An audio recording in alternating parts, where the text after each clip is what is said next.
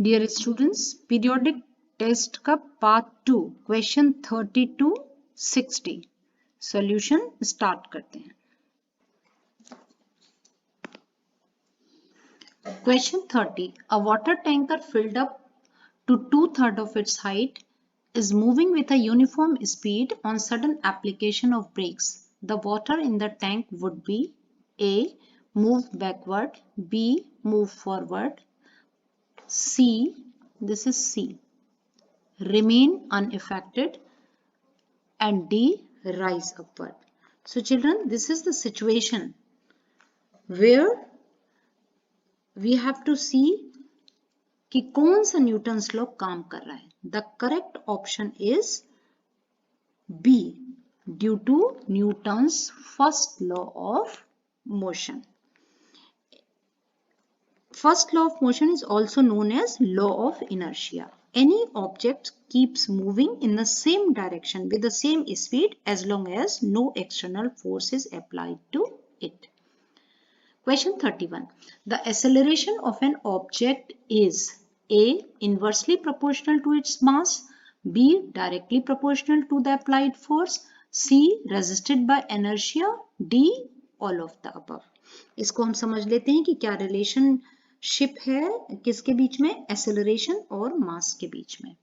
ठीक है, तो what is the relationship, F is equal to M A, और अगर हम ए को देखें तो A is equal to F upon M, यानी कि indirectly inversely proportional. So A is inversely proportional to its mass. Option A is the correct answer. Question 32. A passenger in a moving train tosses a coin. एक सिक्के को उछालता है train के अंदर, which falls behind him. It means that the motion of the train is. एक सिक्का उछाला चलती हुई ट्रेन में एक पैसेंजर ने, और सिक्का उसका जो कॉइन है वो पीछे की ओर गिर गया। इसका क्या मतलब हुआ? A. ट्रेन क्या है, एक्सेलरेटेड है, B. Uniform, C. Retarded, and D. Along circular track. क्या सही होगा बताइए? फिर से हम ले लेते हैं। It is option A is the correct option. It happens because by the time the coin remains in the air its velocity reduces and it falls behind the passenger. Right? Now, question 33. Which of the following statement is not true? फिर से बात आ गई in respect of forces of action and reaction, यानी कि action और reaction के aspect में कौन सा स्टेटमेंट सही नहीं है। A. They are always equal in magnitude, ये तो अपने आप में सही स्टेटमेंट है। B. They are always opposite in direction, this is also true. C. They cancel each other. Yes, this is not the correct statement. D. They act on two different bodies, this is also correct. याद रखिए, action and reaction forces are not balanced forces because they act on different objects, so they don't cancel each other. Okay, question 34.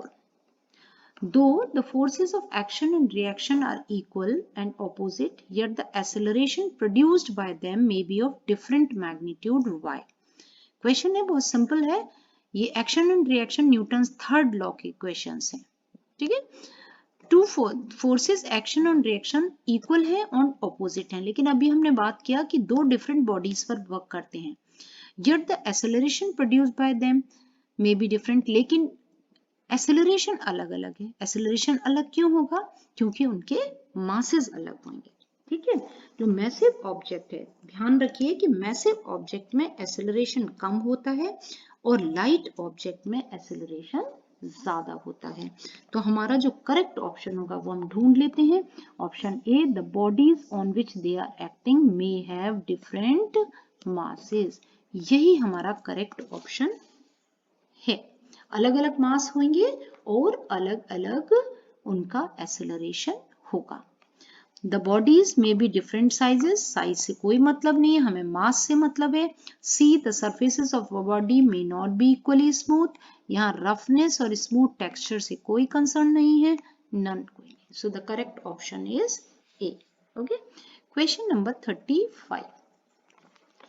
The scientific principle for providing the shockers in the vehicle like scooter, car, bus, trucks, etc. Shockers क्या होता है? It means shock absorbers. Shockers क्या होते हैं? Shock absorbers. HOCK absorbers. ठीक है, तो किस प्रिंसिपल पर वर्क करते हैं shock absorbers? A, to increase the time of impact of force and to increase force experienced by the rider. ये बात बिल्कुल सही नहीं है, ये हमारा करेक्ट आंसर नहीं हो सकता. शॉक एब्जॉर्ब्स का to increase the time of impact of force and to reduce the force experienced by the rider. बिल्कुल सही बात है बच्चों. शॉक एब्जॉर्बर्स यूज होते हैं कि जो टाइम बढ़ा दें वो और इम्पैक्ट ऑफ फोर्स क्या हो जाए, कम हो जाए, जिससे राइडर को कोई भी जर्क ना लगे. बेसिकली टू अवॉइड जर्क से बचाने के लिए, झटके से बचाने के लिए शॉकर्स यूज किए जाते हैं. ठीक है, so B is the correct option. Question number 36. While extinguishing fire, the fireman has to hold the hose pipe very strongly. This is because as water rushes out of a great speed. आग बुझाते समय एक मोटा pipe use किया जाता है. ठीक है, उसे हम बोलते हैं, जो पाइप यूज होता है उसे बोलते हैं हॉस पाइप. वो बहुत स्ट्रॉन्ग बनाया जाता है. क्यों स्ट्रॉन्ग बनाया जाता है? What is the purpose? A, the hose pipe tends to move backward due to strong force of reaction. बिल्कुल ठीक बात है, ये भी एक्शन और रिएक्शन पर. पाइप से जो वाटर निकलता है बच्चों, उसमें बहुत फोर्स होता है. ठीक है, और आपको मालूम है जितना एक्शन आगे होगा उतना ही उसके ऑपोजिट रिएक्शन होगा. ठीक है, तो फिर से वही वाली बात आ जाती है कि it is based on Newton's third law of motion. The purpose is it is to minimize the impact of reaction. तो हमें पहले ही एक करेक्ट ऑप्शन मिल गया है, तो ये हमें देखने की कोई जरूरत नहीं है. Question number 37. A 10 gram bullet is shot from a 5. देखिए लिखते जाइए, दिस इज मास. बुलेट का मास है, मास ऑफ बुलेट. ठीक है, M1 हम ले सकते हैं इसको. M1 is 10 gram and mass of gun, this is M2. Numerical है, हमें सॉल्व करना पड़ेगा. with a velocity of 400 metre. ठीक है, ये वेलोसिटी है V2. what is the speed of recoil of the gun? हमें गन की रिकॉइल वेलोसिटी निकालनी है. ठीक है, चलिए क्वेश्चन को कर लेते हैं. पूरा लिखकर मैं आपको समझा देती हूँ. ऐसे ले लेते हैं, M1 is 10 ग्राम, राइट. और 10 ग्राम को आपको, क्योंकि हमें ये किलोग्राम में दिया है और 1 ग्राम में दिया है और इधर मीटर पर सेकंड दिया है, इसलिए हम ग्राम को किलोग्राम में चेंज करेंगे. तो 10 ग्राम इज, इसको जरा मैं ठीक से कर देती हूँ. 10 ग्राम, एक मिनट, 10 ग्राम को मीटर में, सॉरी किलोग्राम में कन्वर्ट कर दीजिए. That comes 10 into 10 to the power -3 kilogram. ठीक है, और आगे और सिंप्लीफाई कर लें तो 10 to the power -2 kilogram. Right.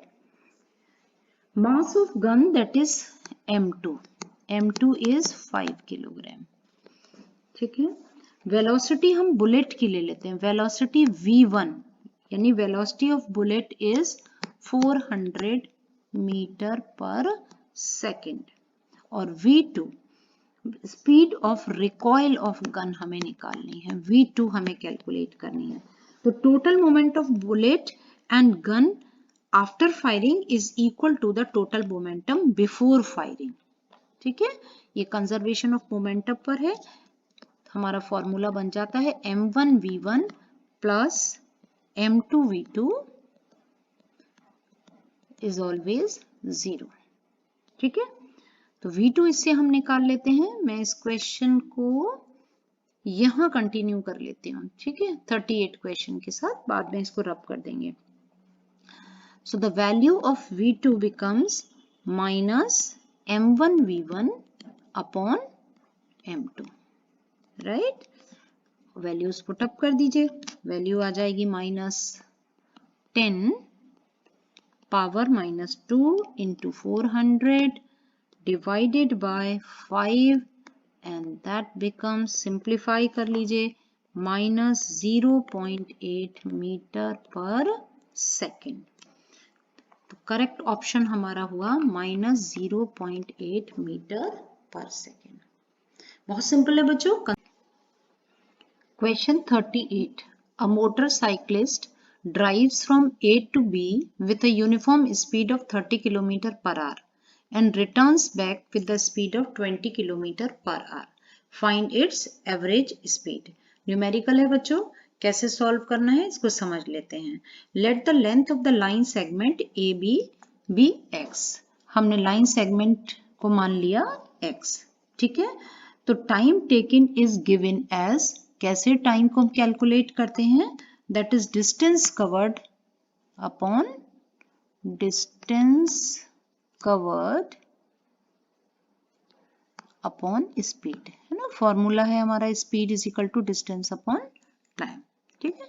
और टोटल टाइम कितना हुआ, एक बार गया है और एक बार आया है, तो total time is equal to t1 plus t2, right. और टाइम को हमने x माना है, तो x distance covered and time 30 kilometre, speed 30 kilometre per hour, और टाइम 2 के लिए x अपॉन speed 20 kilometre per hour. LCM निकाल लीजिए, कैलकुलेट कर लीजिए, तो ये आया आपका 5x अपॉन 60r, राइट। आगे चलते हैं। एवरेज स्पीड का फॉर्मूला क्या है, average speed is equal to total distance upon total time, ठीक है। ये किसके इक्विवेलेंट हो गया, टोटल डिस्टेंस हो गया t1 plus t2 means 2x upon total time, ये टोटल टाइम है आपका, ठीक है। So this is 5x upon 60।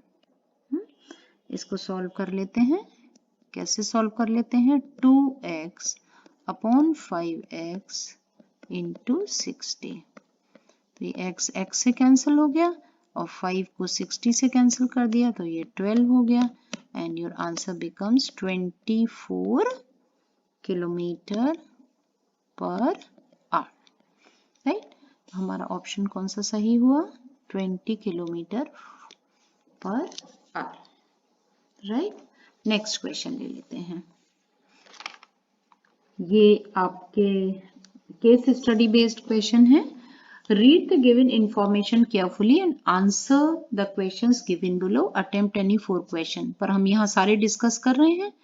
When a body travels equal distances in equal intervals of time over a circular path, its speed is uniform. ठीक है, uniform motion है। The motion of the body is said to be uniform circular motion.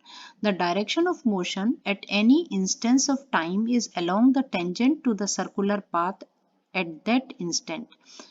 It should be clearly understood that in uniform circular motion, only the speed of the body is constant, but the direction of motion of the body is changing continuously. Therefore, velocity of the body is in uniform circular motion is changing continuously. ध्यान रखिए कि speed वही है लेकिन velocity vector quantity है, और हर बार जब circular path पर होगा तो हर पॉइंट पर वेलोसिटी डायरेक्शन बदलने की वजह से चेंज हो जाएगी। An external force is required to move a body uniformly in a circle. एक सर्कल में बॉडी चलती रहे, इसके लिए एक एक्सटर्नल फोर्स जरूरी है। This force is called centripetal force, और इसको सेंट्रीपिटल फोर्स कहते हैं। अब ले लेते हैं हम question number 39। Suppose a boy is employing a ride on a merry-go-round which is moving with a constant speed of 10 meter per second, it implies that the body is, एक बच्चा है जो मैरी गो राउंड गोल वाले झूले पर झूल रहा है और उसकी कांस्टेंट स्पीड है 10 मीटर पर सेकेंड। ये क्या इंडिकेट कर रहा है, क्या इंडिकेट करेगा? Option A at rest, B moving with no acceleration, C in accelerated motion and D moving with uniform velocity। तो ये हम ऊपर भी डिस्कस कर चुके हैं, ऐसी बॉडी क्या कहलाएगी? in accelerated motion। Question 40, a body is moving along a circle of radius r. What are the values of the distance and displacement in half the revolution? इसको ऐसे समझो आप कि एक सर्कुलर पाथ पर बॉडी घूम रही है, चल रही है, ठीक है, जिसका रेडियस क्या है? r है, राइट, ये रेडियस r है, ये इसका सेंटर है, ठीक है। Body is moving along a circle of radius r, what are the values of distance and displacement in half the revolution? इसने आधा हिस्सा, मान लीजिए यहां से चलना शुरू किया, ये मान लीजिए एक बच्चा है, इसने यहां से चलना किया और ये यहां तक आ गया, ठीक है, आधा सर्कल किया। हाफ करने का मतलब इसने कितना ट्रेवल किया, कितना डिस्टेंस कवर किया? सर्कल का सरकमफेरेंस होता है 2 पाई आर, तो इसने कवर किया पाई आर। और डिस्टेंस कितना कवर किया, डिस्प्लेसमेंट कितना कवर हुआ? यहाँ आपसे दो चीजें पूछी, एक डिस्टेंस पूछा है और डिस्प्लेसमेंट। एंड डिस्प्लेसमेंट क्या है? The shortest route between final and initial position. तो ये यहां से यहां तक, ये आर और ये आर, ठीक है, तो दैट बिकम्स 2r। ये इसका हुआ डिस्प्लेसमेंट, ठीक है। तो आप देख लीजिए, पहले डिस्टेंस लिखना है जो पाई आर होना चाहिए। अब देख लेते हैं पाई आर किस में है, ए में नहीं है, बी में हमें पाई आर भी मिल गया और 2r भी मिल गया। So B is the correct option। Question 41, a cyclist moving on a circular track of radius 50 meter completes one revolution in 4 minutes. What is his average velocity in one full revolution? Children, remember it completes one revolution, ठीक है, और circular track है। Circular track पर अभी अभी पीछे भी question आया कि average velocity must be 0 as initial and final positions are same. So correct option is A. Question 42. Following is not an example of uniform circular motion. ध्यान रखिए not आ गया, कौन सा इसमें यूनिफॉर्म सर्कुलर मोशन नहीं है? Option A revolution of moon around the earth, ये है। B revolution of earth around the sun, ये भी सही है। C the motion of artificial satellites around the earth, ये भी यूनिफॉर्म सर्कुलर मोशन है। D motion of pendulum of the clock, ठीक है, it is not a circular motion, so answer is D.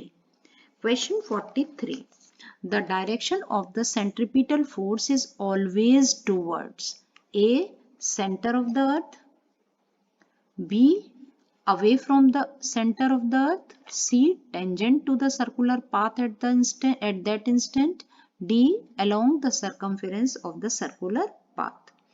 Always remember that the direction of the centripetal force is always towards the center of the circular path. So the correct option is A, center of the earth, right. Next question ले लेते हैं। Read the following information carefully and attempt the questions given below from question 44 to 48. The entire surface of a plant has an outer covering made up of cells. It protects all the parts of the plant. Epidermis is usually made up of a single. Epidermis use होती है protect करने के लिए। Cell in some plants living in very dry habitats, the epidermis may be thicker. ये कह रहे हैं कि सिंगल लेयर तो है सेल्स की, लेकिन plants living in very dry habitat, जो डेजर्ट हैबिटेट्स में प्लांट्स हैं वहाँ एपिडर्मिस थिक हो जाती है। As plants grow older, the outer protective tissue undergoes certain changes. जब प्लांट ज्यादा पुराना हो जाता है तो जो प्रोटेक्टिव लेयर है उसमें बहुत सारे चेंजेस हो जाते हैं। A strip of secondary meristem replaces the epidermis of the stem. Secondary meristem बन जाता है, डिवाइडिंग सेल्स नई लेयर्स बन जाती हैं। This forms the several layer thick cork और बार्क, और वो जो लेयर्स बन जाती हैं उससे कॉर्क और बार्क बनता है। इस पैराग्राफ पर बेस्ड हम क्वेश्चंस करेंगे। Question number 44, which is not a function of epidermis, इनमें से कौन सा एपिडर्मिस का फंक्शन नहीं है? ए, प्रोटेक्शन फ्रॉम एडवर्स कंडीशन, ये तो है, इसलिए ये हमारा ऑप्शन नहीं है, हमारा आंसर नहीं है, बिकॉज हमसे पूछा है नॉट। बी, गैसियस एक्सचेंज, ये भी होता है, तो ये भी हमारा आंसर नहीं है। C, conduction of water, and D, transpiration, transpiration भी होता है, तो ये भी हमारा आंसर नहीं है। कंडक्शन ऑफ वाटर, ठीक है, it is a function of xylem tissue, not a function of epidermal tissue. तो correct answer क्या हुआ? C, right? Question 45, the cells that surround stomata in epidermis of leaves are called, क्या कहलाते हैं? A, diffused cells, B, osmotic cells, C, meristematic cells, और D, guard cells, ठीक है। ऐसे देख लीजिए, आप स्ट्रक्चर देख लीजिए स्टोमेटा का, ये स्टोमेटल ओपनिंग हो गई और ये हो गए इनके गार्ड सेल्स, ठीक है, ये गार्ड सेल्स हैं, right. So the correct answer is D. Question 46, the covering और protective tissue in the animal body is made up of following tissue. Protective body epidermis होती है प्लांट्स में, और एनिमल्स में क्या होती है? एपिथेलियल टिश्यू, ठीक है। तो ये एपिडर्मिस प्लांट्स का हो गया, गलत हो गया, कनेक्टिव टिश्यू से और मस्कुलर टिश्यू सब एनिमल टिश्यूज हैं, लेकिन प्रोटेक्टिव टिश्यू हुआ एपिथेलियल टिश्यू, ठीक। 47, the purpose for which epidermal cells of the roots bear long hair like parts, क्या काम होता है, क्या पर्पस होता है जो एपिडर्मल सेल्स हैं में रूट हेयर्स होते हैं, लॉन्ग हेयर लाइक पार्ट्स, ठीक है, क्या पर्पस होता है? A, to increase the surface area for absorption, बिल्कुल सही बात है, ये पहला ही ऑप्शन हमारा करेक्ट है। आपको पता है कि plants absorb water from soil by osmosis, और एब्जॉर्प्शन के लिए सरफेस एरिया बढ़ाने का काम रूट हेयर्स करते हैं, ठीक। Question number 48, epidermis or epidermal cells on the aerial parts of the plant often secretes a waxy layer on the outer surface. The function of this layer, बच्चों basically desert plants में waxy layer epidermis की तैयार होती है, उसका purpose क्या होता है? A, to make the plant more beautiful, no, इसका ब्यूटिफिकेशन से कोई मतलब नहीं है। B, to protect the plant from micro organism, no, this is not the function of that waxy layer. C, to protect the plant from water loss, this is the correct option. क्यों? क्योंकि जो waxy layer होगी तो वो moisturise करेगी, water को evaporate होने से रोकेगी। अब एक अगला केस स्टडी ले लेते हैं। क्वेश्चंस हैं आपके 49 to 53।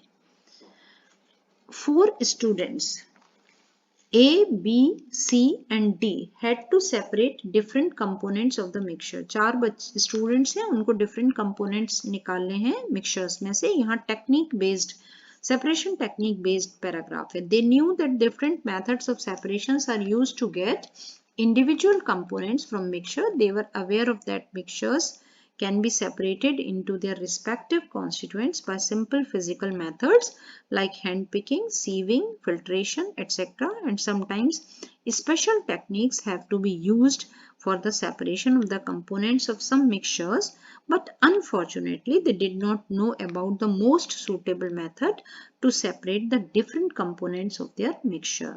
Please suggest them the correct method of separation for their mixture. Respectively. एक स्टूडेंट्स को बेसिक टेक्निक्स तो मालूम है, लेकिन कुछ स्पेशल टेक्निक्स नहीं मालूम जहां आपको मदद करनी है, यानी उन पर बेस्ड क्वेश्चंस है। तो लेते हैं हम question 49। Which method should be used by student for separating cream from milk? Milk से क्रीम को सेपरेट करने के लिए कौन सा टेक्निक यूज किया जाता है? A evaporation, B centrifugation, C distillation and D sublimation. So which one? आपको पता है centrifugation is the correct option. Particles are separated on the basis of their density. ये क्राइटेरिया है सेंट्रिफ्यूगेशन का। Question number 50। Which method should be used by student C to separate drugs from blood? ये question आपका 13 question similar question है। Drugs blood से कैसे separate होती हैं ये हम ऊपर भी कर चुके हैं, through chromatography. Option A is the correct answer. Question 51। Name the method of the separation in which liquid air is allowed to warm up slowly in a column where gases get separated at different heights depending upon their boiling points। ये बहुत important है, यहाँ different separate होती है different heights पर। तो ये method क्या है? A evaporation, B sublimation, C distillation and D fractional distillation. तो जब डिफरेंट हाइट्स पर, different temperatures, different boiling points पर सेपरेट होता है components of mixture of air, that is called fractional distillation। Question number 52। Mixtures can be separated into their components by using A chemical method only, B physical method only, C chemical and physical both, D they can't be separated। B is the correct option, physical method only. बच्चों mixtures हमेशा किससे separate होते हैं? Physical method से। ठीक। 53। Select the best method for student B to separate iron from its ore. Iron ore से जब separate किया जाता है तो उसके लिए एक मेथड होता है जो यूज करते हैं, that is using separating funnel. Right. Next, note the following questions consist of two statements, assertion A and reason R. Answer these questions selecting the appropriate option given below। यहाँ दो बच्चे statement होते हैं, एक assertion और एक reason। उसमें हम दोनों के बीच में रिलेशन देखते हैं। ठीक है, पहले मैं आपको थोड़ा सा समझा दूं कि इन चारों का क्या मतलब है। ठीक है, अगर हमारा ए स्टेटमेंट सही है और आर भी ट्रू है और आर ए को यानी असर्शन को एक्सप्लेन कर रहा है करेक्टली, उसका रीजन है वो, तब हम लेते हैं option A.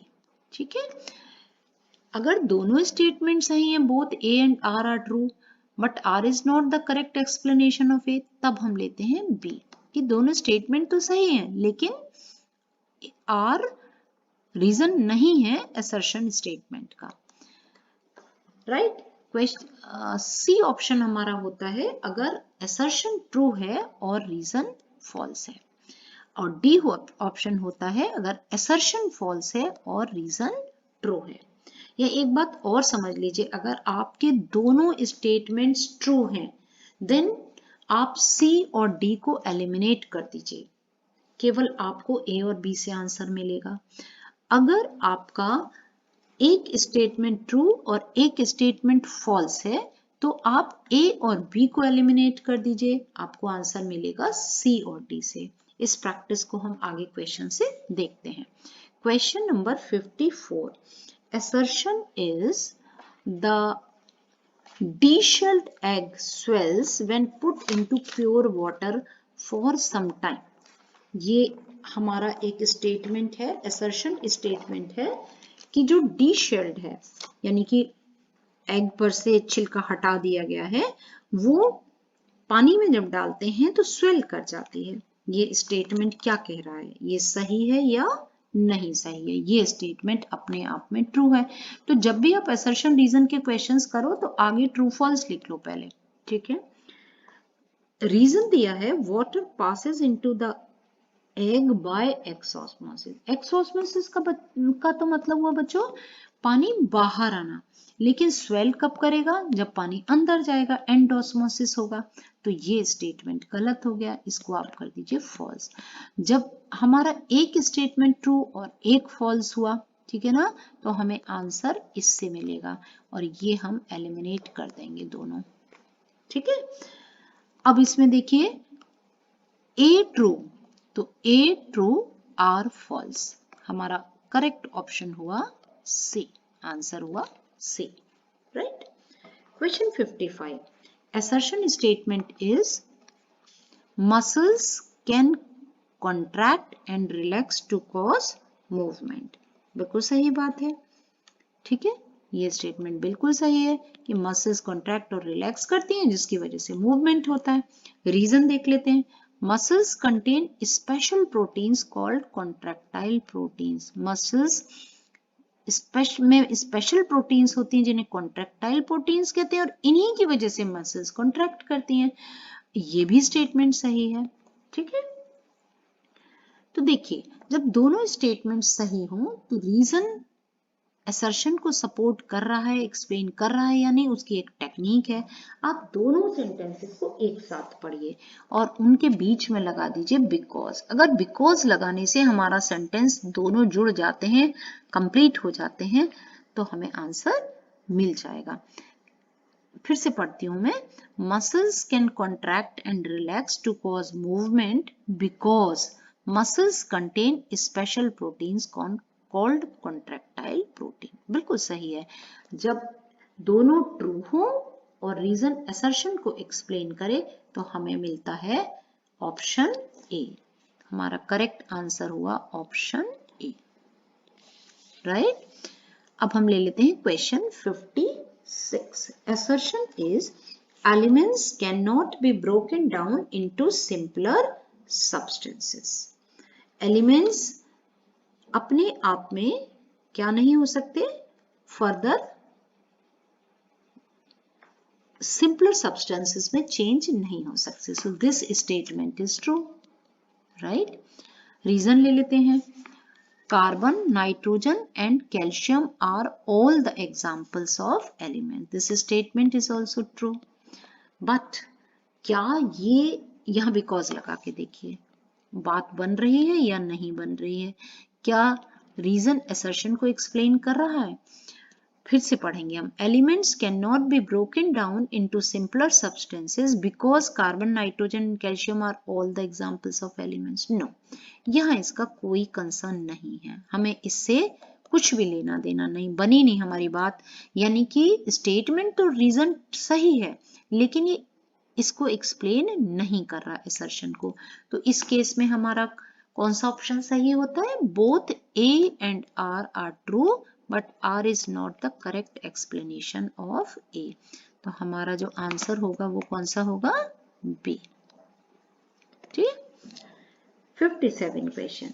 assertion is the solution is stable। ये हम पीछे भी कर चुके हैं, बिल्कुल सही बात है। रीजन ले लेते हैं। in solution the solute particles settle down when left undisturbed। Solution में ऐसा नहीं होता है, ये सेडिमेंटेशन जब होता है उसमें, ठीक है। Is it clear. यानी कि फर्स्ट स्टेटमेंट ट्रू है, रीजन फॉल्स है हमारा, है ना। तो ए ट्रू बट आर फॉल्स। जब एक स्टेटमेंट ट्रू और एक फॉल्स है तो ए और बी ऑप्शन को आप पहले ही हटा देंगे, एलिमिनेट कर देंगे और 57 का हमारा आंसर हुआ, करेक्ट आंसर हुआ सी, राइट। 58 क्वेश्चन ले लेते हैं। assertion is when final position of an object in motion coincide with its initial position the displacement is 0 but the distance traveled is not 0। बिल्कुल ठीक बात है, ट्रू है ये स्टेटमेंट। क्या कहना चाह रहे हैं ये कि final position of an object in motion coincide with its initial position, यानी कि फाइनल और इनिशियल पोजीशन एक है, यानी कि डिस्प्लेसमेंट 0 हो गया लेकिन डिस्टेंस 0 नहीं हुआ। So this statement is true. Reason देते हैं, distance is a scalar quantity while displacement is a vector quantity. ये भी बिल्कुल ठीक है स्टेटमेंट। ठीक है, अब दोनों को एक साथ पढ़ लीजिए, जब दोनों ट्रू हों तो एक साथ पढ़िए। When final position of an object in motion coincides with its initial position, the displacement is 0, but the distance traveled is not 0, because distance is a scalar quantity while displacement is a vector quantity. तो reason support कर रहा है, explain कर रहा है assertion को, और इस कंडीशन में हमारा ऑप्शन होता है ए, यानी सी और डी को आप पहले ही एलिमिनेट कर सकते हैं। Question number 59, assertion statement is the velocity time graph for an object moving with uniform acceleration is a straight line with some slope. This statement is also true. Straight line graph आता है, ये आपको पता है। ठीक है, जब velocity time graph हम ड्रॉ करते हैं और यूनिफॉर्म एक्सेलरेशन होता है तो स्ट्रेट लाइन स्लोप आता है।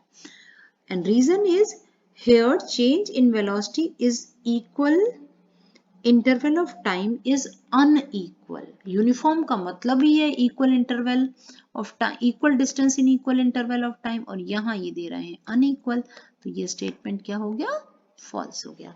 तो अब हम कौन से दो ऑप्शंस को एलिमिनेट कर सकते हैं, ए और बी को, और फर्स्ट स्टेटमेंट ट्रू और सेकंड फॉल्स है, तो हमारे पास इसका आंसर बनेगा कहां से, ए ट्रू आर फॉल्स। ठीक है, तो हमारा आंसर हो गया सी। ठीक, question number 60, assertion a sudden application of brakes may cause injury to us while traveling। अगर अचानक से ब्रेक्स लगा दी जाए तो हमें ट्रेवलिंग के समय इंजरी हो सकती है। This statement is true, right. Reason is safety belts are worn to prevent such accidents. ये भी स्टेटमेंट अपने आप में सही है कि सेफ्टी बेल्ट्स यूज करने चाहिए जो एक्सीडेंट को प्रिवेंट करते हैं। अब हमें ये देखना है कि क्या ये इसको सपोर्ट कर रहा है।